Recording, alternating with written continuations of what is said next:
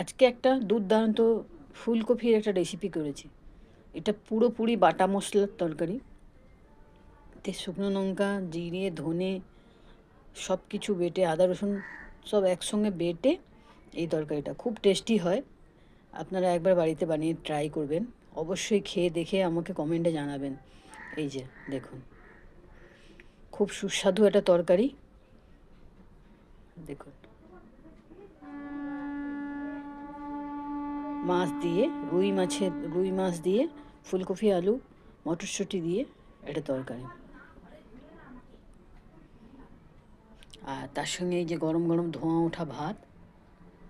Just এখনই ফ্যানটা গড়িয়ে ঢাকাটা খুলেছি, একদম গরম গরম। আর তার সঙ্গে এরকম আলু ভাজা।